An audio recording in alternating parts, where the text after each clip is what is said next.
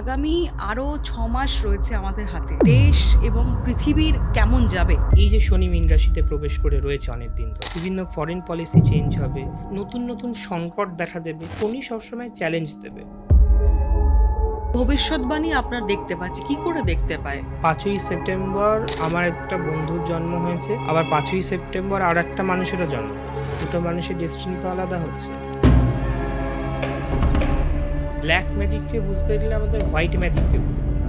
কর্মা বলে, যে ডেস্টিনি বলে, সেগুলোর সাথে কি এই পাস্ট লাইফ লিঙ্ক করাটা কি যুক্ত? রামকৃষ্ণ পরমহংস তো এক মা কালী সন্তান, তাহলে সে কেন গলায় ক্যান্সার? পারব্ধ যেটা সেটা আমাদের কিন্তু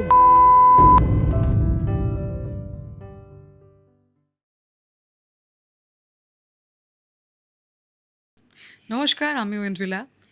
আজকে একটা অন্য এপিসোড নিয়ে আপনাদের কাছে হাজির হয়েছি।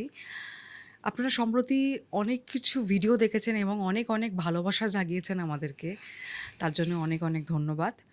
আজকে আমার সাথে রয়েছে অ্যাস্ট্রোলজার, লাল কিতাব, তন্ত্র এবং জেমস, যে রত্ন আমরা বলে থাকি, তার বিশেষজ্ঞ সায়কশীল দাদা রয়েছে আমাদের। একদম। নমস্কার। নমস্কার দিদি। কেমন আছেন? আমি ভালো আছি, আপনি কেমন আছেন? ভীষণ ভালো আছি। একদম আর সরকার চেঞ্জ হয়েছে আমাদের, একদম 2026 আমাদের এখানে অনেকেই বলে হুম, গেছে হুম। যে নতুন কিছু আসবে।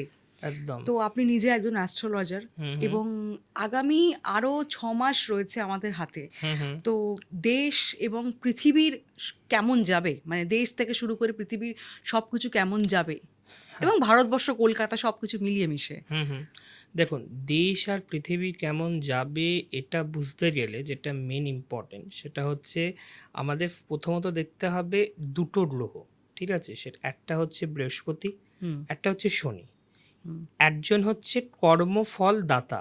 ঠিক আছে, এই যে আমরা দেখছি বর্তমান যখন সরকার পরিবর্তন হওয়ার পর হুম অনেক কিছু পূর্ব কর্ম ফাঁস হচ্ছে। ঠিক আছে, একদম। তার মানে কি, সে তার যে আগের যে কর্মের যে ফল, সেই হুম কর্মের ফলটা সে পাচ্ছে। তাহলে এই কর্মফল দাতা কে? সে হচ্ছে শনি। আর আমরা যখন কোনো দেশকে চালিয়ে নিয়ে যেতে হয়, সেই যে মরালিটি, হুম সেই যে জ্ঞান, সেই যে ডিসিশন মেকিং, এর কারকটাকে সেটা হচ্ছে বৃহস্পতি। তাহলে আমাদের দেখতে হবে বৃহস্পতি আর শনির যে পজিশনটা সেটা বর্তমানে কী আছে। আমি যদি দেখি বর্তমানে শনি মীন রাশিতে আছে এবং বৃহস্পতি এই 2রা জুনে কর্কট রাশিতে প্রবেশ করেছে। এটাকে অ্যাস্ট্রোলজির ভাষায় যখন শনি মীন রাশিতে প্রবেশ করে, মীন রাশি হচ্ছে দেবগুরু বৃহস্পতির ঘর। তো যখনই বৃহস্পতির ঘরে শনি প্রবেশ করে এবং এই বৃহস্পতি যখন উচ্চস্থ হয় বা বৃহস্পতির এই যে মোশন যেটা, হুম এটাকে বলা হয় বৃহস্পতি অতিচারী হওয়া। অতিচারী মানে সায়েন্টিফিক ল্যাঙ্গুয়েজে হচ্ছে বৃহস্পতি অ্যাক্সিলারেটেড মোশনে যাওয়া। এবার আমরা যুদ্ধ যুদ্ধকালীন পরিস্থিতি, আজ থেকে 60 বছর আগেও বৃহস্পতি কিন্তু অতিচারী হয়েছিল। তখন আমরা দেখেছিলাম অনেক রকমের কমপ্লেক্স সিচুয়েশন কিন্তু পুরো অল ওভার দ্য ওয়ার্ল্ডে ক্রিয়েট হয়েছে। দেখুন, আমাদের শুধু ভারতবর্ষ নয়, পুরো অল ওভার দ্য ওয়ার্ল্ড যদি আমি দেখি, সেই পুরো হুম অল ওভার দ্য ওয়ার্ল্ডে কিন্তু এই মানে সমস্যাটা কিন্তু তৈরি হয়েছে। এখনও কিন্তু তাই বৃহস্পতি চেঞ্জ হলো। ঠিক আছে, চেঞ্জ হবার পর যেটা হচ্ছে কি, যে এই যে শনি মীন রাশিতে প্রবেশ করে রয়েছে অনেক দিন ধরে, এখন দেখবেন বিভিন্ন অ্যাডমিনিস্ট্রেশন চেঞ্জ হবে, বিভিন্ন পলিসি চেঞ্জ হবে, মানে এটা ফরেন পলিসির ক্ষেত্রেও সেটা। ঠিক আছে, বিভিন্ন ফরেন পলিসি চেঞ্জ হবে, বিভিন্ন দিকে দেখবেন নতুন নতুন সংকট দেখা দেবে। এবার হ্যাঁ, এইবার বিষয়টা হচ্ছে কি বলুন তো, শনি সবসময় চ্যালেঞ্জ দেবে, কিন্তু যেহেতু বৃহস্পতি উচ্চস্থ রয়েছে, যদি কোনো মানুষ প্রপার মরালিটি বা উইজডম নিয়ে যদি সেগুলোকে হ্যান্ডেল করে, তাহলে অবশ্যই সেটা থেকে সলিউশন পাওয়া যাবে। তো এইটা হচ্ছে মেন ব্যাপার। তো আগামী 6 মাসের যে উইন্ডোটা আপনি আমাকে বললেন, সেইখানে অনেক কিছু আমরা পরিবর্তন দেখতে পাবো, সমস্ত কিছু। প্রথম আমাদের আপেক্ষিক দৃষ্টিতে মনে হবে যে হয়তো সেই পরিবর্তনগুলো ঠিক হচ্ছে না, আমরা মেনে নিতে পারছি না। তার কারণ কি হয় দেখবেন, আমরা যখন একটা মানুষ হচ্ছে অভ্যাসের দাস। হুম একটা যখন কোনো কিছু আমরা হতেই থাকছে, সেটা আমরা অভ্যাসে পরিণত হয়। কিন্তু নতুন কিছু যখন আসে, সেই অ্যাডাপ্টিবিলিটিতে সমস্যা হয়। সেই নতুন আমরা অনেক কিছু হতে দেখব, মনেও হবে যে হয়তো জিনিসগুলো ঠিক হচ্ছে না, কিন্তু পরবর্তীকালে বোঝা যাবে এই জিনিসগুলো হওয়ার দরকার ছিল। তো এটাই হচ্ছে কথা। আপকামিং 6 মান্থসে অনেক কিছু পরিবর্তন হবে, অনেক কিছু চেঞ্জেস হবে। তো এই জায়গাগুলোকে আমাদের মানিয়ে নিয়ে চলতে হবে, অ্যাজ এ লেসন আমাদের এই জিনিসগুলোকে নিতে হবে। তো এটাই আমার সবার কাছে বার্তা, যারা আপনার এই শোটা দেখছে, আমাদেরকে আজকে দেখছে। তো এটাই বার্তা, অনেক কিছু নতুন আসবে পরিবর্তন, সেটাকে অ্যাকসেপ্ট করতে হবে, সেটাকে অ্যাকসেপ্ট করে সেখান থেকে শিক্ষা নিয়ে আমাদেরকে এগোতে হবে।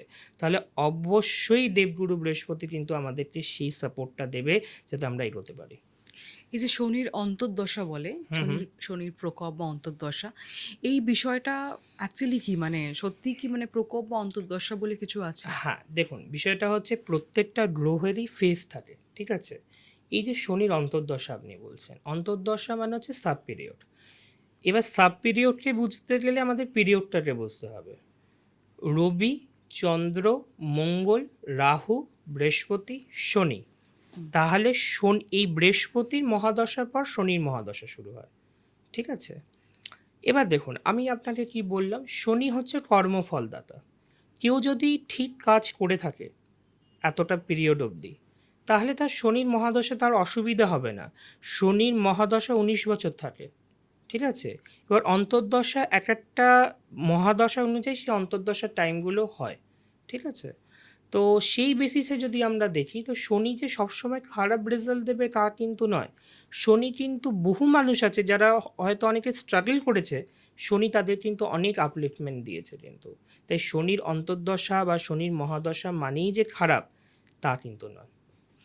রাহু কেতু বলে, রাহু কেতুর হুম হুম যে একটা প্রকোপ রয়েছে, হুম হুম রাহু আমাদের যেহেতু মাথা আর হুম কেতু হচ্ছে আমাদের বডি, তো হুম রাহু কেতুর একটা প্রকোপ থাকে। হুম তো হুম। এই প্রকোপটা কি জিনিস একটু যদি দেখুন, বলেন। অ্যাস্ট্রোলজি যদি কোনো চার্ট আপনি যদি দেখেন, মেন যখন কোনো চার্ট হয়, রাহু কেতুর একটা অ্যাক্সিস থাকে, ঠিক আছে? যেদিকে রাহু থাকে তার অপোজিট দিকে কেতু থাকে। এইবার যেটা হচ্ছে কি, এই আমরা এই যে দেখবেন বলি পূর্বজন্ম, হুম। পূর্বজন্মের ফল, এই পূর্বজন্মের কার্মিক যে এনার্জিটা, সেইটা কিন্তু ক্যারি করে আনে হচ্ছে রাহু আর কেতু, ঠিক আছে? রাহু একটা হরোস্কোপে যে জায়গায় বসে থাকে, সেই জায়গার অর্থ হচ্ছে আমাকে সেই জায়গায় বেশিভাবে কাজ করতে হবে। ধরুন সাপোজ একটা মানুষের রাহু 10th হাউসে বসে রয়েছে। 10th হাউস হচ্ছে কর্মের জায়গা। তাহলে রাহু যদি 10th হাউসে যদি বসে থাকে, মানুষকে সেই জায়গায় বেশি ফোকাস দিতে হবে। আর রাহু যদি 10th হাউসে থাকে, কেতু কিন্তু 4th হাউসে থাকবে, তার অপোজিট অ্যাক্সিসে, ঠিক আছে? কেতু বলছে তুমি আগের জন্মে যে জায়গা থেকে তোমার কমপ্লিট লার্নিং হয়ে গেছে, সেই জায়গায় আমি বসে আছি। ধরুন একটা মানুষ আগের জন্মে খুব ফ্যামিলি পিস, খুব শান্তি খুব পেয়েছে, সব কিছু পেয়েছে, তার নতুন জন্ম হলো, তার 4th হাউসে কিন্তু কেতু যাবে, ঠিক আছে?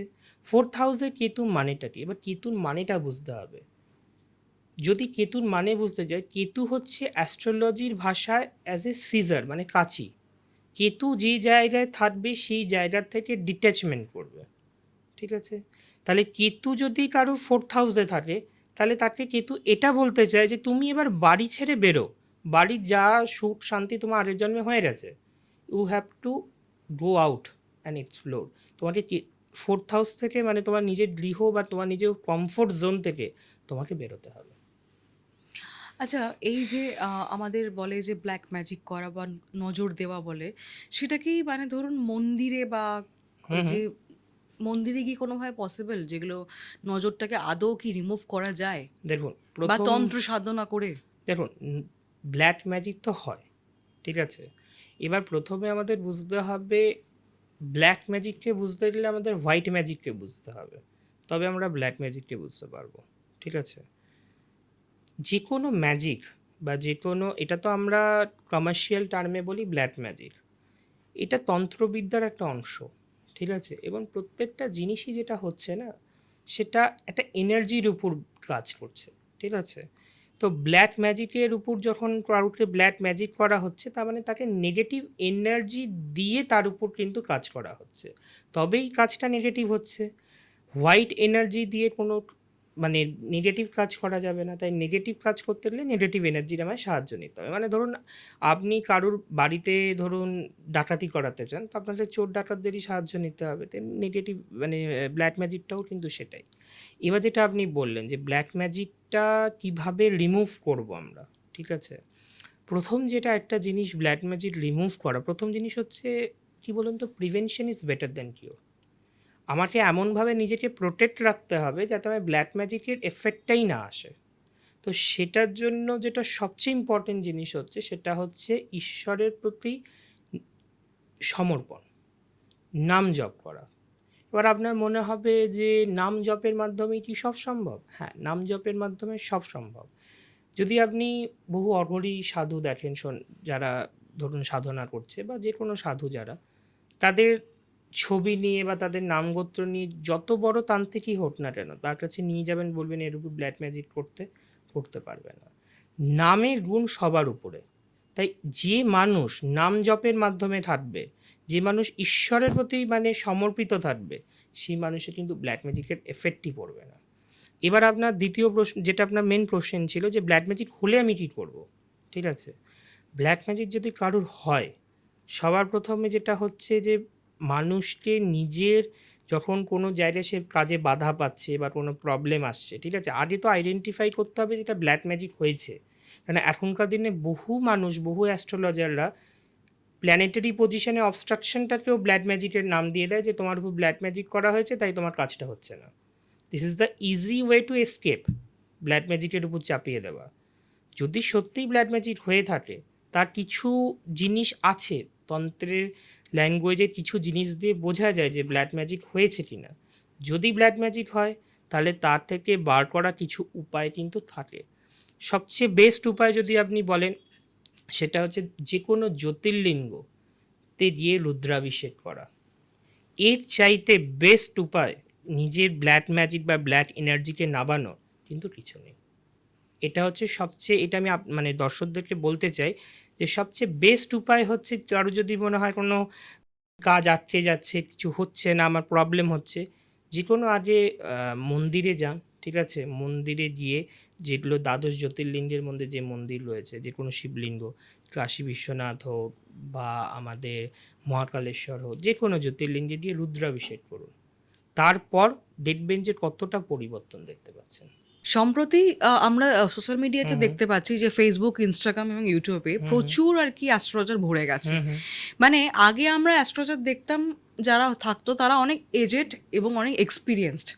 তো এখন অনেক ইয়াং এজের ছেলেমেয়েরা যারা কিন্তু অ্যাস্ট্রোলজার হচ্ছে এবং হুম, অনেক হুম, রকম ভিডিও বানাচ্ছে আর কি, যে হুম, হুম, এবং এতে কি হবে, প্রত্যেকটা মানুষের মধ্যে বুঝতে পারবে না যে তারা সঠিক উপায়টা পাবে না যে এ কি ঠিক বলছে না ও কি ঠিক বলছে। একদম। তো কিভাবে লোকে বুঝবে যে এই অ্যাকচুয়ালি অ্যাস্ট্রোলজার, মানে সঠিক অ্যাস্ট্রোলজার? দেখুন, প্রথম কথা যেটা আপনি বললেন যে এক্সপেরিয়েন্স, ঠিক আছে, এটা তো সত্যি কথা। মানে অ্যাস্ট্রোলজি হচ্ছে কি বলুন তো, একটা সমুদ্রের মতো, ঠিক আছে?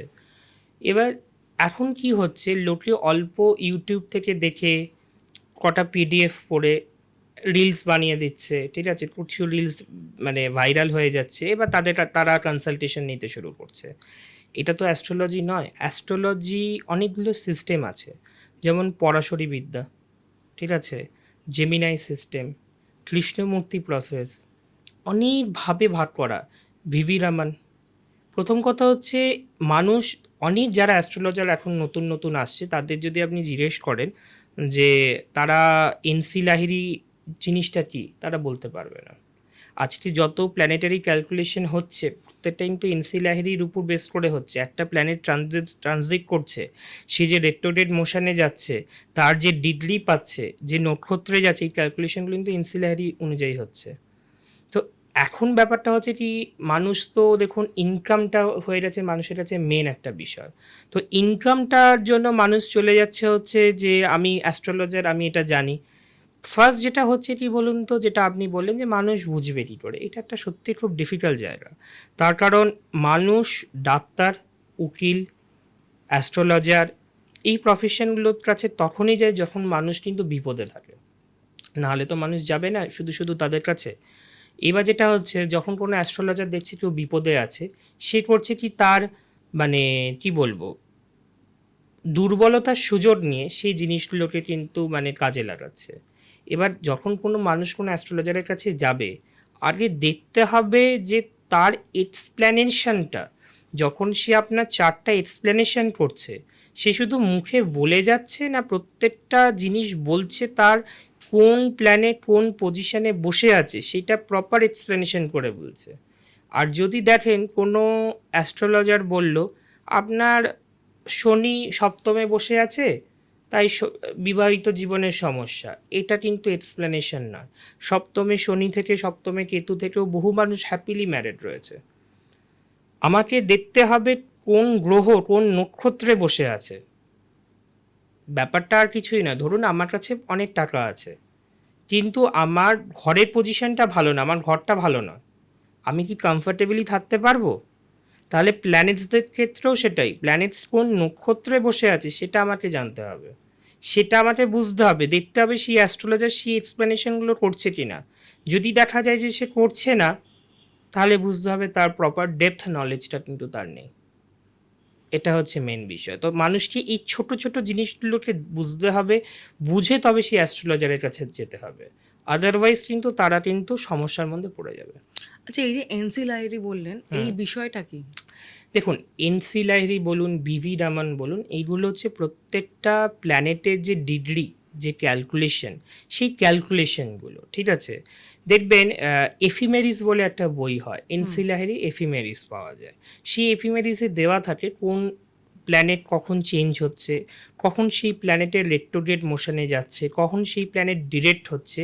তো এই ক্যালকুলেশনগুলো দেখে আমরা অ্যাস্ট্রোলজিতে ইমপ্লিমেন্ট করি। এই যে আমরা বলছি যে যখন কোনো অ্যাস্ট্রোলজাররা বলে যে সামনে কোনো সমস্যা আছে, কোনো প্রবলেম হতে পারে, তাহলে আমাকে দেখতে হবে সেই গ্রহটা কোন নক্ষত্রে আছে। সেই নক্ষত্রের ক্যালকুলেশনটা যদি আমি না পাই, আমি তো বলতে পারবো না। বুঝতে পারছেন ব্যাপারটা?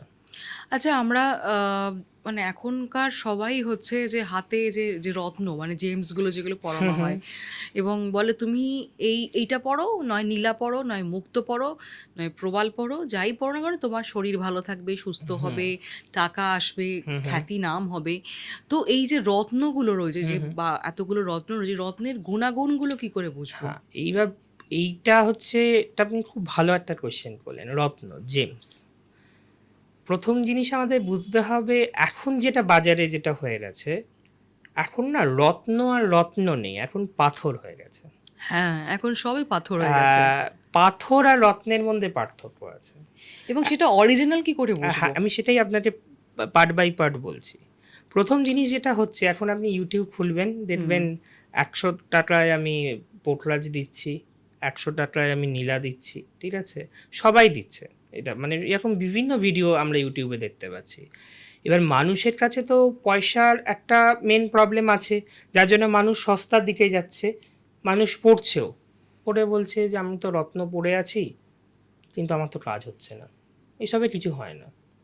অ্যাকচুয়ালি কিন্তু সে রত্ন পড়ে নেই, সে পড়ে রয়েছে পাথর, ঠিক আছে? এবার আমি একটু রত্নের বিষয়টা বলি, আমাদের দর্শকদের জন্য একটু বলি যে বিষয়গুলো কিভাবে হচ্ছে। দেখুন, প্রথম কথা হচ্ছে রত্নের বিষয় আমি একটু ছোট্ট করে বলে দিই। এই যে আপনি বলেন পলা, পলা হচ্ছে মঙ্গলের জন্য দেওয়া হয়, পান্না বুধের জন্য, পোর্টরাজ দেবগুরু বৃহস্পতির জন্য, ডায়মন্ড হচ্ছে শুক্রের জন্য, ঠিক আছে?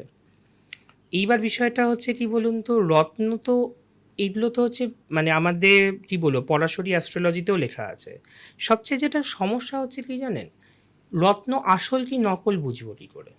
রত্ন আসল কি নকল এটা বুঝতে গেলে সবচেয়ে মেন যেটা ইম্পর্টেন্ট হচ্ছে সেটা হচ্ছে আমাদের কলকাতাতেও রয়েছে জিওলজিক্যাল সার্ভে অফ ইন্ডিয়া, ঠিক আছে? সেইখানে একটা পাথর নিয়ে যাও, সেইখানে আপনাকে পরিপূর্ণভাবে বলে দেবে যে সেটা অরিজিনাল কি ডুপ্লিকেট। এইবার কি হচ্ছে, বেশিরভাগ যেগুলো বলছে 200 টাকার রতিতে পোর্টরাজ, 300 টাকার রতিতে পোর্টরাজ, সেগুলো অ্যাকচুয়ালি গ্লাস ফিলিং। এবার আপনার কোয়েশ্চেন আসবে যে দাদা এটা আবার আপনি কি টার্ম বললেন গ্লাস ফিলিং। ধরুন একটা পাথর, সেই পাথরটা 70% ঠিক, 30% গ্লাস দিয়ে ফিলিং করা, সেটা হয়ে গেল গ্লাস ফিলিং। এবার গ্লাস ফিলিং পাথরের দাম অটোমেটিক কম হবে, যেটা অরিজিনাল শ্রীলঙ্কান মাইন্স থেকে আসছে সেটা ধরুন কাটিং রয়েছে, একটা পাথর ধরুন আসছে, ইম্পোর্ট হচ্ছে, আপনি ভাবুন একটা পাথর, লোকে বলছে শ্রীলঙ্কান পোর্টরাজ 200 টাকা রতি ইউটিউবে ভিডিওতে, একটা জিনিস শ্রীলঙ্কা থেকে আসছে, সেটা কাটিং হচ্ছে, সেটা পলিশ হচ্ছে, সব কিছু হয়ে সেটা 200 টাকা রতিতে বিক্রি হচ্ছে। ওটাই ওটাই কিভাবে হচ্ছে? সম্ভব? এটা তো সম্ভব না, নয়। সম্ভব যার নয়। জন্য হচ্ছে কি এখন মানুষ প্রপার রত্নটা পাচ্ছে না। প্রত্যেকটা রত্নের বিভিন্ন ভাগ রয়েছে, যেমন দেখুন এই পোর্টরাজ যেটা আমি বললাম, পোর্টরাজেরও বিভিন্ন রকম ভাগ রয়েছে, ঠিক আছে?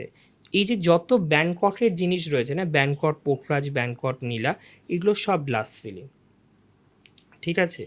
যেটা অরিজিনাল পোর্টরাজ যেগুলো হয় সেগুলো, একটা হচ্ছে শ্রীলঙ্কান মাইন্সের পোর্টরাজ যেটা হয় সেটা অরিজিনাল, একটা আসে বানকাচা, বানকাচা মাইন্সের যে পোর্টরাজ যেটা হয় সেটা হচ্ছে নাইজেরিয়ান অ্যাকচুয়ালি, ঠিক আছে? তো সেইটা অরিজিনাল, সেইগুলোতে কোনো অসুবিধা হয় না, কিন্তু সেইগুলোর দাম অনেকটা বেশি হয়। এবার লোকে কী করে, অ্যাস্ট্রোলজাররা কি বলে যে আমরা পোর্টরাজ বা নীলার দাম কেউ বলতে চায় না, রিভিল করতে চায় না। আমি আপনাকে বলে দিচ্ছি আপনার পডকাস্টে এসে, অনেকে বলে আমাকে হোয়াটসঅ্যাপ করো আমি বলে দেবো, তা নয়। অরিজিনাল পোর্টরাজ বা নীলা কেউ যদি কিনতে চায় সেটা 8,000 টাকা থেকে 9,000 টাকা ক্যারেটে পড়ে। এবার প্রথম প্রশ্ন হচ্ছে ক্যারেট। আপনি দেখবেন আজকের দিনে যত মানে দোকানে সব বিক্রি করছে আমাদের পুরো কলকাতায়, সব রতিতে বিক্রি করছে। হ্যাঁ, হ্যাঁ। রতি কিন্তু স্ট্যান্ডার্ড ইউনিট নয়। স্ট্যান্ডার্ড ইউনিট অফ জিমস্টোন হচ্ছে কিন্তু ক্যারেট। আইজিআই যে সার্টিফিকেট, আইজিআই সার্টিফিকেটে ক্যারেটে মেনশন থাকে, জিএসআই সার্টিফিকেটে ক্যারেটে মেনশন থাকে, জিটিএ সার্টিফিকেটে ক্যারেটে মেনশন থাকে, জিটিএল সার্টিফিকেটে ক্যারেটে মেনশন থাকে। তো এই যে এতগুলো আমি নাম বললাম, ক্যারেট হচ্ছে standard unit. 1 carat equals to 1.1 রতি, এটা এখানে বানিয়ে নিয়েছে, মানে এরা ওজনেও 10% বেশি নিচ্ছে, বুঝতে পারছেন? মানে 5 ক্যারেট যদি একটা ধরুন ওজন হয়, এইখানে সেটা 5.5 রতিতে বিক্রি হচ্ছে, বুঝতে? গোড়ায় গলদ। পুরো সিস্টেমটাই গলদ। স্ক্যাম হয়ে রয়েছে, যার জন্য হচ্ছে কি প্রকৃত রত্নটা লোকে পাচ্ছে না। এবার দেখুন একটা ধরুন ব্রাজিলিয়ান এমিরাল্ড, ঠিক আছে, সেটা প্রাইসই পড়ে হচ্ছে 6 থেকে 8 হাজার টাকা পার ক্যারেট। 5 ক্যারেটের দাম পড়ে 30 থেকে 40 হাজার টাকা। লোকে এখানে বিক্রি করছে 300 টাকায়, পড়ছে, কাজ হচ্ছে না, কালার চলে যাচ্ছে। মানে রঙও করে? না, রং করে না, কিছু জিনিস থাকে এই জেমস্টোনে, একটা জিনিস বুঝতে হবে, হিট ট্রিটমেন্ট হয়, কালার ট্রিটমেন্ট আর হিট ট্রিটমেন্ট। যখনই কোনো জেমস্টোনের মধ্যে হিট দেওয়া হয় সেই কালারটা কিন্তু এমফাসাইজড হয়ে যায়। এবার সময়ের সাথে সাথে কি হয়, কালারটা ফেড হয়। এবার অ্যাস্ট্রোলজাররা আজকের দিনে কি বলে জানেন, আপনার শরীরে তো এটা টেনে নিয়েছে, এটা খুব ভালো কাজ হয়েছে, তাদের শরীরে টেনে নিয়েছে। প্রকৃত রত্নের কালার কখনো ফেড হতে পারে না, এইটা আমি আপনার পডকাস্টে বলে যাচ্ছি। আচ্ছা, এই জুয়েলারি দোকানের ওরাও হচ্ছে এত মানে মানে এই রত্নগুলো যে ওরা বিক্রি করে, তো ওরাও বলে যে না না, আপনার এই যে ফার্স্ট আপনি বললেন যে ক্যারেটের কথাটা, রথি অনুযায়ী যেটা বিক্রি হয়, তো এরকম তো অনেক দোকান আছে যারা জুয়েলারি দোকান, তারাও কি সঠিক রত্ন দেয়? দেখুন সঠিক রত্ন বুঝতে গেলে দেখুন প্রথম জিনিস হচ্ছে, আপনি ধরুন আপনার 99 জ্বর এসছে, আপনি প্যারাসিটামল কত খাবেন? 500 নেবেন। 102 জ্বর এসছে বা 101 জ্বর এসছে, প্যারাসিটামল 650। তারপরে ধরুন আরও বেশি জ্বর এসছে, প্যারাসিটামল 1000। 99 জ্বরে কি প্যারাসিটামল 1000 চলবে? চলবে না। তেমনি প্রত্যেকটা রত্নের একটা স্পেসিফিক গ্র্যাভিটি থাকে, তার একটা ওজন থাকে, সেইভাবে রত্নটা দিতে হয়। ধরুন একটা রত্নের স্পেসিফিক গ্র্যাভিটি 2.68, আর একটা একই রত্নের স্পেসিফিক গ্র্যাভিটি হচ্ছে 2.92। দুটোর কাজ কিন্তু আলাদা। না, এই যে জুয়েলারি দোকানে যে বিক্রি করে সেটাই বলছি, সেটা কি সঠিক না, কিনা? সঠিক তো হচ্ছে না। দেখুন জুয়েলারি দোকানের ব্যাপারটা কী হচ্ছে, জুয়েলারির দোকান তো সবসময় আপনাকে এই রত্ন প্রেসক্রাইব করেছে আমরাই দিয়ে দিচ্ছি, ওদের টার্গেট হচ্ছে সেল করা। হ্যাঁ। ওরা তো বুঝবে না জিনিসটা যে কোনটা কার জরুরি।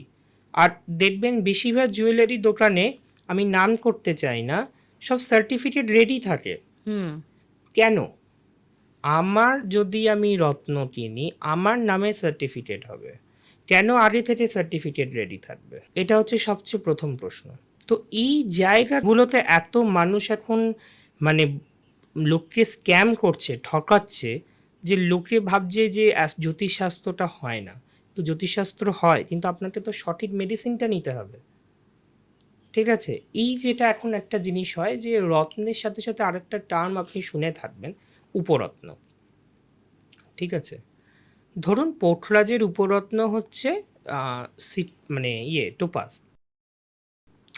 আপনি জিওলজিক্যাল সার্ভেতে যাবেন, গিয়ে দেখবেন ওইখানে যখন যেখানে জমা দেওয়া হয় রত্ন, সেইখানে টোপাজের স্পেসিফিক গ্র্যাভিটি লেখা থাকে, আর সিট্রিনের স্পেসিফিক গ্র্যাভিটি লেখা থাকে, ঠিক আছে? আলাদাভাবে দেওয়া থাকে, মেনশন থাকে। এখন যত বাজারে টোপাজ বলে বিক্রি হচ্ছে, this all are citrine. Citrine আলাদা জিনিস, টোপাজ আলাদা জিনিস। টোপাজ আলাদা কাজ, টোপাজ অনেক কস্টলি জিনিস হয়, কিন্তু সিট্রিন যেটা হচ্ছে সেটা 10 টাকা মানে ক্যারেটের জিনিসটাকে লোকে বলে দিচ্ছে 200 টাকা ক্যারেট, 500 টাকা ক্যারেট। ওটা নয়, সিট্রিন আলাদা জিনিস, আচ্ছা। বুঝতে পারছেন? আর এখন আর একটা জিনিস মার্কেটে দেখবেন আপনি, সবচেয়ে বড় হচ্ছে যে ব্রেসলেট। আমি রোজ কোয়ার্টস ব্রেসলেট পরে নিলাম, আমার রিলেশনশিপ ঠিক হয়ে যাবে। এই যে মানি ম্যাগনেট বা এই যে প্রথম যেগুলো চলছে পুরোটা পাইরাইটস, স্ক্যাম। এতগুলো বিক্রি হচ্ছে, পুরো সবাই পরে এখন। ওটা ওই যে বললাম, মানুষ ট্রেন্ডের গা ভাসিয়ে দিয়েছে। মানুষ এখন কি বলুন তো, মানুষ এখন ঠিক ভুলটা বিচার করছে না। যে দোকানে পাইরাইটের লট পড়ে রয়েছে সেই দোকানে বিক্রি হচ্ছে না, দেখা যাবে সেই দোকানে লোক নেই।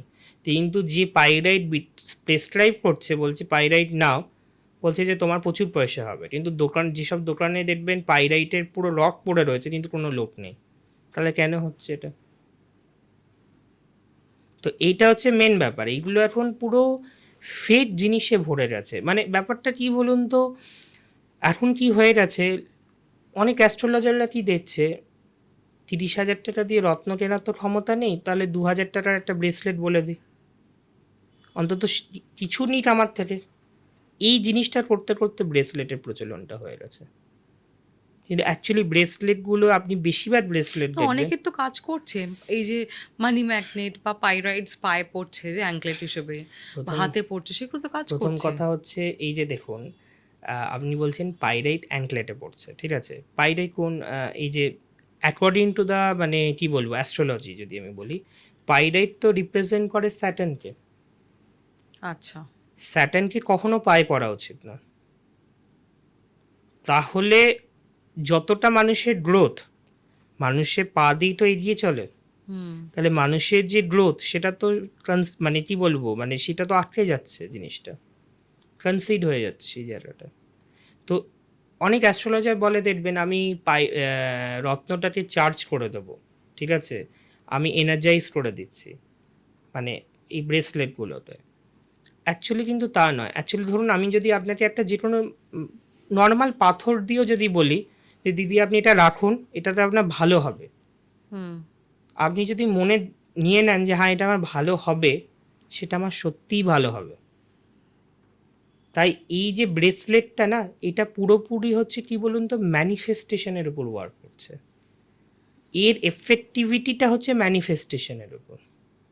দেখবেন যারা ব্রেসলেট দেয় তারা বলে তুমি এই ম্যানিফেস্টেশনটা দাও, তো অ্যাকচুয়ালি এটা ম্যানিফেস্টেশনের উপর ওয়ার্ক করছে, নট যে সেই রত্ন মানে সেই পাথরটা বা সেই ব্রেসলেটটা কাজ করছে। এবার আপনার প্রশ্ন হতে পারে যে দাদা তাহলে তো রত্নক্ষেত্রেও এটা প্রযোজ্য, এই যে আপনি এত পোটরাজ বললেন, পান্না বললেন, তাহলে তো এটার ক্ষেত্রেও প্রযোজ্য। প্রত্যেকটা অরিজিনাল যে রত্ন হয় না, আমাদের রত্ন কিভাবে কাজ করে এটা জানতে হবে, ঠিক আছে? দেখবেন আমাদের কেমিস্ট্রিতে দুটো টার্ম রয়েছে, একটা হচ্ছে হিট স্পেকট্রোস্কোপি, একটা হচ্ছে কালার স্পেকট্রোস্কোপি। যখন কোনো ধরুন রত্নের উপর সানরে পড়ছে, ঠিক আছে, সেটা তো কালারটা ডিফ্র্যাকশন করছে, ডিফ্র্যাকশন করে যে কালারটা আমার বডির জন্য যে ফ্রিকোয়েন্সিটা দরকার সেটা সে অ্যাবজর্ব করে নিচ্ছে। ধরুন আপনি শ্মশানের সামনে দিয়ে যাচ্ছেন, আপনার গাটা ছমছম করবে, আবার একটা মন্দিরে চুপচাপ বসে রয়েছেন, ভালো লাগবে। ফ্রিকোয়েন্সি ম্যাটার্স, বুঝতে পারছেন? রত্ন এইভাবে কাজ করছে। এবার অনেকে জিজ্ঞেস করতে পারে দাদা আমি তো কোমরে রত্ন পরি, তাহলে আমার কীভাবে কাজ করবে? মানুষ যতক্ষণ শ্বাস নিচ্ছে মানুষের বডির কিন্তু একটা হিট আছে, তাহলে হিট থেকেও কিন্তু কালারের ডিফ্র্যাকশন কিন্তু হয়। বুঝতে পারছেন ব্যাপারটা?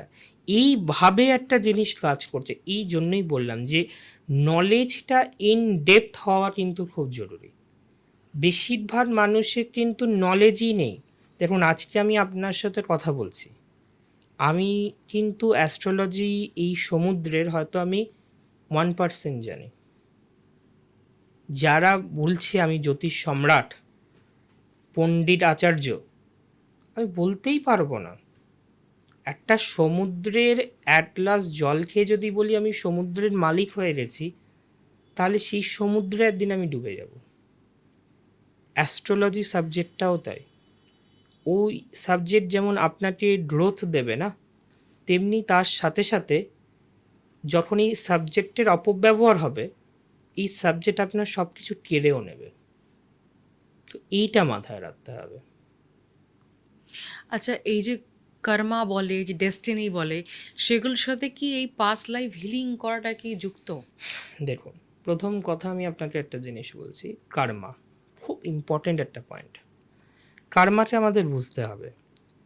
কর্ম ৩ প্রকারের: প্রারব্ধ কর্ম, সঞ্চিত কর্ম, ক্রিয়মান কর্ম। ঠিক আছে? ধরুন আমি কোনো কর্ম ভুল করেছি, সেটা হয়তো সামনে কেউ জানতে পারলো না, ঈশ্বর জানতে পারলো। একটা মানুষকে আমি কষ্ট দিয়েছি, চোখের জল ফেলিয়েছি, সেটা কোনো আইনের ধারায় কোনো বিচার নেই। ঠিক আছে? সেই মানুষটা জানলো, ঈশ্বর জানলো, আমি সেটাকে মানে আটকে দিলাম বা কেউ জানতে পারলো না পারিপার্শ্বিক। এটা কিন্তু আমার প্রারব্ধ কর্ম হয়ে গেল।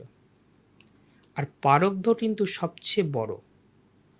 এই যে নাম জপের কথা আমি বললাম, নাম জপের মাধ্যমে আমি কিন্তু আমার ক্রিয়মানটা আমার মানে শেষ হয়ে যাবে, সঞ্চিতটাও কিন্তু শেষ হয়ে যাবে, কিন্তু প্রারব্ধটাকে মানে কি বলবো, অ্যাবজর্ব করার মতো আমি সেই শক্তিটা পাবো।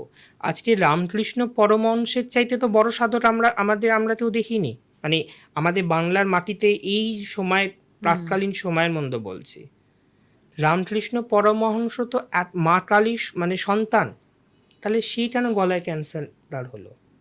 প্রারব্ধ, প্রারব্ধ যেটা সেটা আমাদের কিন্তু ভুগতেই হবে, আমরা ভোগার মতো ক্ষমতা পাবো।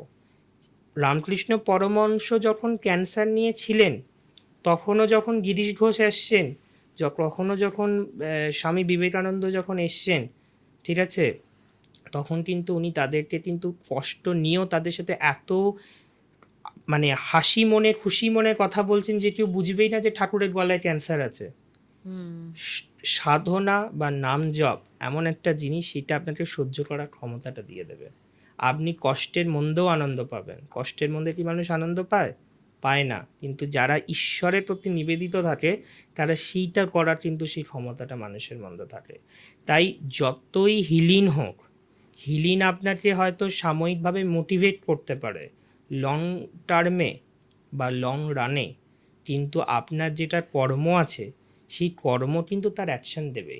জ্যোতিষ শাস্ত্র অনুযায়ী আমরা যে বলে যে বিবাহ অ্যাকচুয়ালি আমরা পূর্বজন্মে এত সেম আমাদের থাকে, মানে ওই হুম হুম ম্যারেজ যেটাকে বলে। হুম হুম তো সেই অনুযায়ী জ্যোতিষ শাস্ত্র অনুযায়ী যে ম্যারেজের যে এখন অনেক রকম ডিভোর্স দেখা যাচ্ছে, হুম হুম বা সেগুলো কতটা কানেক্ট করে, মানে সেখানে গ্রহ হ্যাঁ, কে, মানে দেখুন, গ্রহ রত্ন এগুলো কতটা কানেক্ট করে? দেখুন, এটা আমাদের খুব ভালোভাবে বুঝতে হবে। প্রথম জিনিস যেটা প্রবলেম হচ্ছে, যে এখন ধরুন কোনো অ্যাস্ট্রোলজারের কাছে যখন দেখবেন নিয়ে যাওয়া হয় কোনো দুটো ছট জোটর বিচারের জন্য, প্রথম যেটা অনেকে ভুল করে সেটা হচ্ছে শুধু অষ্টকূট মিলনের উপর বেস করে কিন্তু বলে দেয় মানে যে লাভ মেকিং যেটা। হ্যাঁ, মানে যেটা আমাদের কম্প্যাটিবিলিটি যেটাকে আমরা বলি, 36টা যে গুণ থাকে, ঠিক আছে? সেটাকে বলে অষ্টকূট মিলন, ঠিক আছে?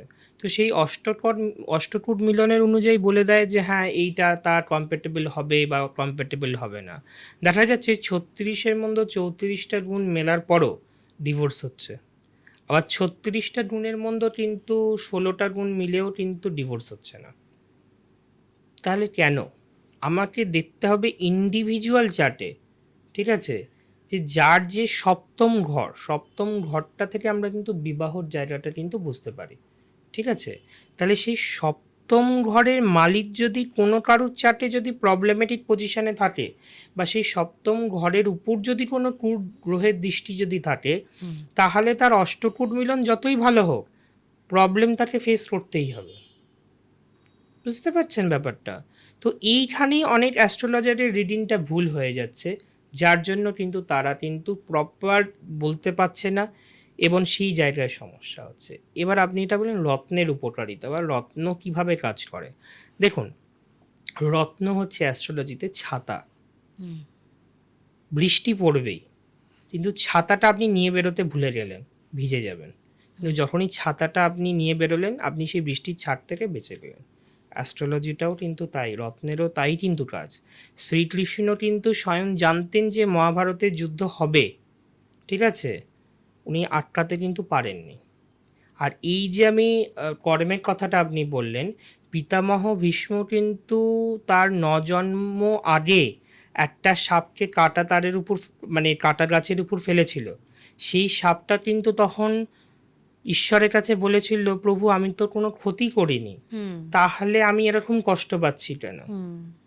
উনি 9টা জন্ম কিন্তু কোনো নিজের তপবলে কোনো কষ্ট ভোগ করেননি, কিন্তু শেষ জন্মে উনি কিন্তু অর্জুনের তীরে কিন্তু তীরবিদ্ধ হয়ে কিন্তু পড়েছিলেন, এবং অনেক দিন ছিলেন যুদ্ধ শেষ হওয়া অবধি, যতক্ষণ না যুধিষ্ঠির কিন্তু শাসন কিন্তু গ্রহণ করেছিল।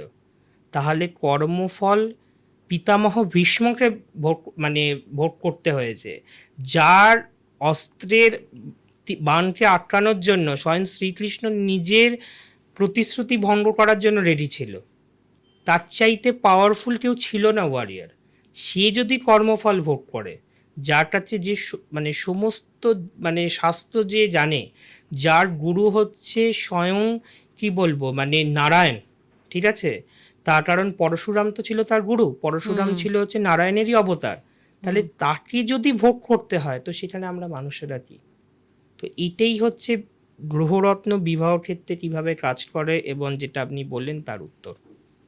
আচ্ছা, এই যে বলে যে আগের জন্মের ফল এই জন্মেও আর কি আসবে, তো মানে অনেক মানুষজন আছে যারা বলে যে আমরা তো কারোর কোনো ক্ষতি করিনি, কিন্তু আমাদের কোন কাজে পাপ করেছে যে এই জন্মে সেই পাপের ফল আমরা মানে সেই প্রস্ফুটিত হচ্ছে বা দেখুন, তার নিয়ে চলছে। ক্রিয়মানে কোনো ভুল নেই, তার ক্রিয়মান কর্মে সে ঠিক করছে, কিন্তু সে আগের জন্মে কাউকে কষ্ট দিয়েছে, সেটা তো ঘুরে ফিরে আসবেই। কিন্তু সে তো বুঝতে পারছে না যে আমি এটাই কি তো দোষ করলাম। এটাই তো আমাদের, দেখুন, আমরা যখন একটা জন্ম থেকে একটা জন্ম যখন আমাদের হয়, ঠিক আছে, তখন তো আমাদের এটাই সমস্যা হয় যে আমরা বুঝতে পারি না, আমরা ভাবি কেন আমার সাথে এটা হচ্ছে। যখন আমাদের পরিবারে কেউ মারা যায়, আমরা ভাবি বাবা আমার মানুষটা মারা গেল, আমার সাথে এরকম কেন হচ্ছে। প্রত্যেকটা সেটা কাজের জায়গাও হতে পারে যে আমি এত কাজ করছি, এত কাজ করছি, তারপরেও আমি গ্রোথ পাচ্ছি না, কেন আমার হচ্ছে না, নামও নামও হচ্ছে না। সেটা হচ্ছে পূর্বজন্মের যে কর্মফল, সেই কর্মফল যদি ঠিক না হয়, সেটা এই জন্মে কিন্তু আপনাকে কিন্তু বাধা দেবে। এবার এটারও একটা ব্যাপার আছে, ধরুন কারোর ভালো মহাদশা চলছে, ঠিক আছে, সেই ভালো মহাদশায় কিন্তু সে তার কর্মের ফল পাবে না। যখনই তার সেই মহাদশা চেঞ্জ হবে, যখন সেই গ্রহের দশা শুরু হবে, তখনই কিন্তু সেই ঘর রিলেটেড বা সেই পজিশন রিলেটেড কিন্তু ফলগুলো পেতে শুরু করবে। এটাই হচ্ছে বিষয়। তখনই মানুষ ভাবে আমি কি ভুল করেছিলাম, কিন্তু সে এই জন্মে করেনি, কিন্তু আগের জন্মে সে করেছে। এবার সেটা থেকে বাঁচার উপায় একটাই, সেটা হচ্ছে যে ঈশ্বরের প্রতি নিজেকে নিবেদন করা, নিজের প্রারব্ধটাকে কম করা। গ্রহরত্ন যেটা আমি বললাম আজকে, ঠিক আছে, গ্রহরত্নের মাধ্যমে সে যতটা নেগেটিভ তার হওয়ার কথা, সেই নেগেটিভিটিটা থেকে সে নিজেকে কিন্তু ঠিক রাখতে পারবে। এখনকার বহু অ্যাস্ট্রোলজার বলে আমি আপনার জীবন পরিবর্তন করে দিতে পারবো, এটা অসম্ভব। হ্যাঁ, মানে ভবিষ্যৎবাণী আপনার দেখতে পাচ্ছে, কি করে দেখতে পায়? দেখুন, ভবিষ্যৎ দেখতে পায়, ভবিষ্যৎটাকে সে বিশ্লেষণ করতে পারে, ঠিক আছে, ভবিষ্যৎটাকে গ্রহ নক্ষত্রের পজিশন অনুযায়ী সে বিশ্লেষণ করতে পারে, তার খারাপটাকে সে প্রোটেক্ট করতে পারে, কিন্তু তার খারাপটাকে সে আটকাতে বা পুরোপুরি বদলে দিতে সে পারে না। এইটা কিন্তু একটা বিশাল বড় মিথ। আমি একটু অন্যরকমই কথা বলি, সেটা হচ্ছে ভবিষ্যৎ অনেকেই বলে, যেটা দেখতে হুম, পাই হুম, আমাদের সম্প্রতি হুম, হুম। সরকার চেঞ্জ হয়েছে। তো এখানে আমার এখানে অনেকেই অ্যাস্ট্রোলজার এসছে আমার গেস্ট হিসেবে, এবং অনেক অ্যাস্ট্রোলজাররা যারা ফেসবুক এবং ইনস্টাগ্রাম, ইউটিউবে যারা একদম বলে দিয়েছিল এই সরকার থাকবে, আবার কিছুজন বলেছিল নতুন সরকার আসবে। তো তারা কি কনফিডেন্ট লেভেলে বলেছিল যে এই যে সরকার রয়েছে সে সরকারই থাকবে, মানে এইটা তো তারাও দেখুন, বলছে যে ভবিষ্যৎ দেখতে যারা পাচ্ছি। বলেছিল এই সরকার থাকবে, আমি জানি না তারা কি ক্যালকুলেশনে বলেছিল। বাট হ্যাঁ, যারা বলেছিল নতুন সরকার আসবে, সেগুলো কপি পেস্ট মেরে দিচ্ছে, কারণ সবাই বলছে, তাই জন্য হ্যাঁ, আমরাও বলছি এইবার এরকম। দেখুন এইটা আসার মেন কারণটা যেটা হচ্ছে যে শনি মীন রাশিতে ট্রানজিট। শনি যখন যখন মীন রাশিতে ট্রানজিট করেছে, একটা ধারাবাহিকতার কিন্তু চেঞ্জ ছিন্ন হয়। কিন্তু হয়েছে। আপনি প্রত্যেকটা জায়গায় দেখুন বিভিন্ন বিভিন্ন সরকারের কিন্তু পরিবর্তন হচ্ছে। কেউ আজকে এইখানে আছে, কেউ আজকে এইখানে নেই। আজকে এই বর্তমান সরকার আসার পর যে পুরাতন যে সরকার সেটা পুরো ডিসলভ হয়ে গেছে আজকের হুম। দিনে দাঁড়িয়ে। তো এই যে জায়গাগুলো যেটা হচ্ছে এটা কিন্তু প্ল্যানেটারি পজিশন শিফটের জন্য এনার্জি শিফট। স্যাটার্ন পাইসেসে যাওয়া মানে হচ্ছে একটা হিউজ এনার্জি শিফট নিয়ে যাচ্ছে।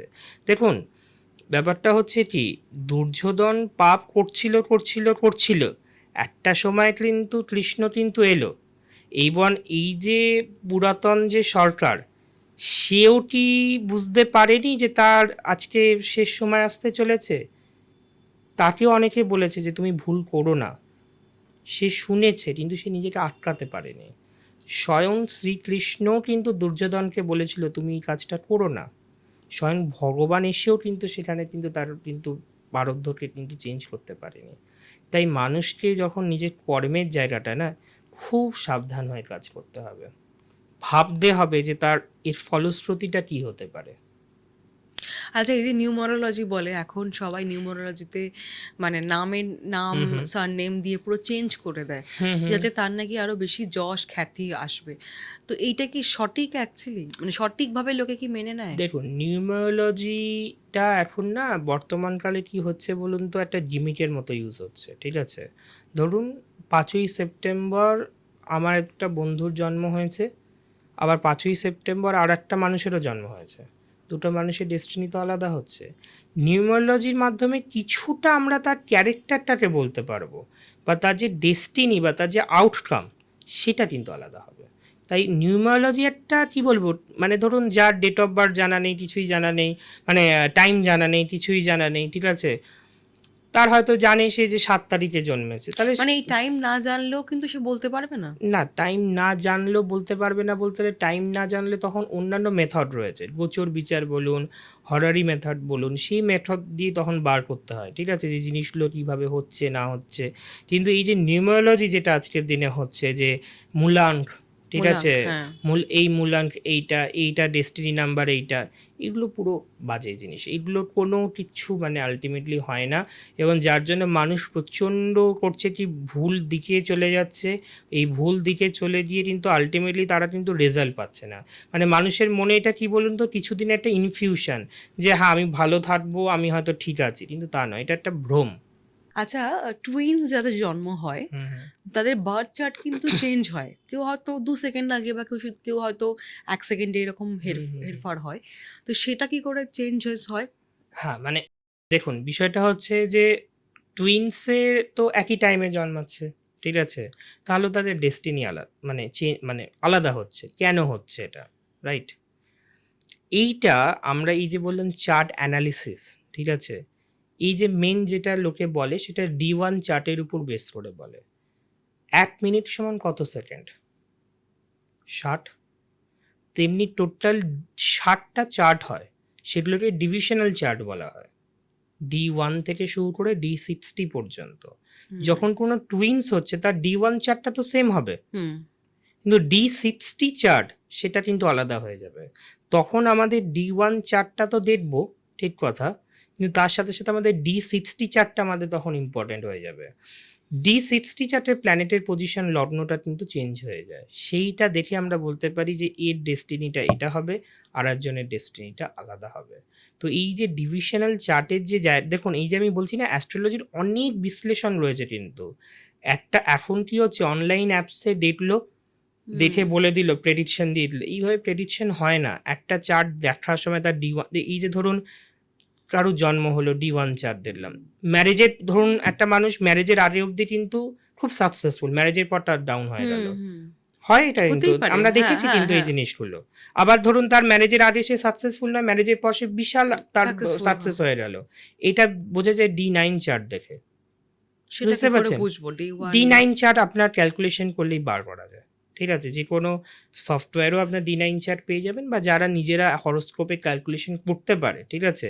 তারাও D9 চার্টটাকে বার করে ফেলতে পারবে ক্যালকুলেট করে। ঠিক আছে? তো D9 চার্ট যখনই আমি পেয়ে যাব, সেই D9 চার্টে আমাদের দেখতে হবে যে তার কি প্ল্যানেটারি পজিশন। সেটা থেকে আমি বুঝতে পারবো যে তার ম্যারেজের পর তার গ্রোথ হবে, না তার সেখানে ম্যারেজের পর গ্রোথ তার কমে যাবে।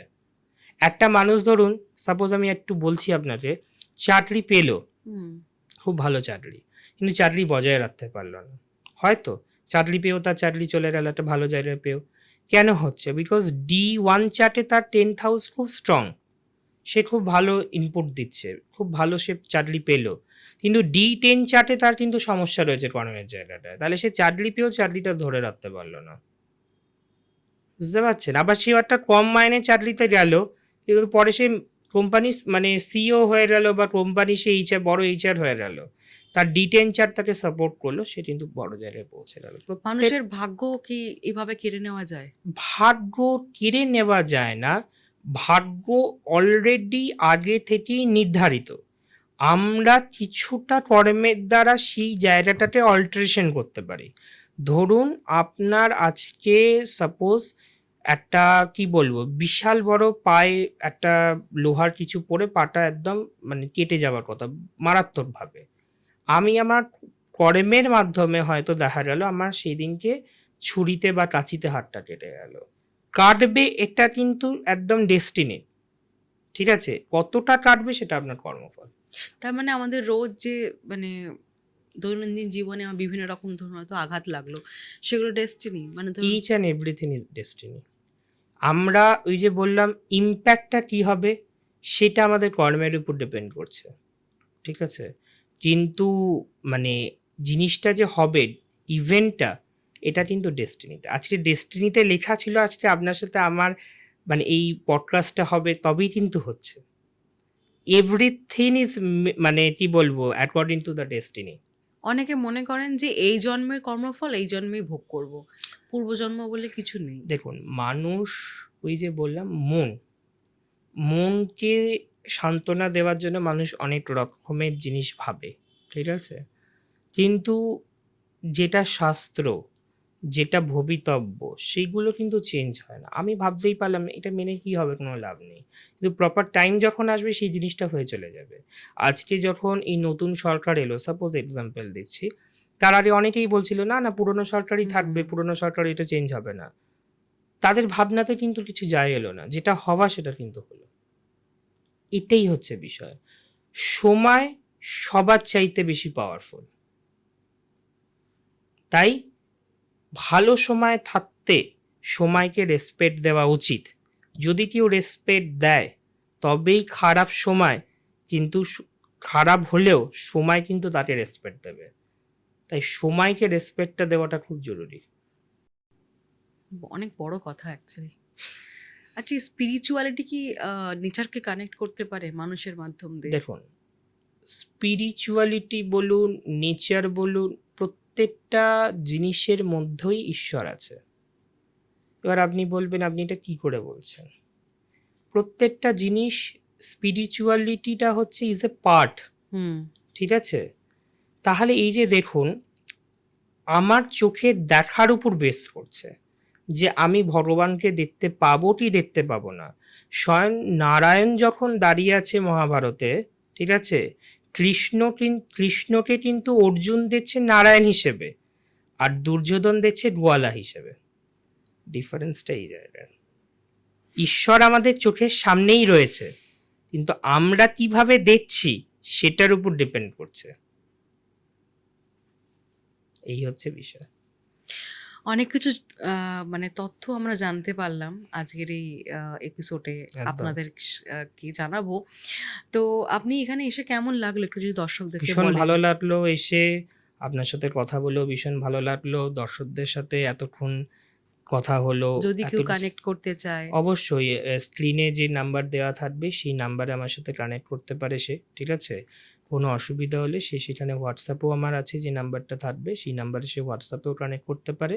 আর ফেসবুকেরও লিঙ্ক দেওয়া থাকবে ডেসক্রিপশন বক্সে, তো সেই ফেসবুক প্রোফাইলও কানেক্ট করতে পারে। অসংখ্য ধন্যবাদ। Thank you so much.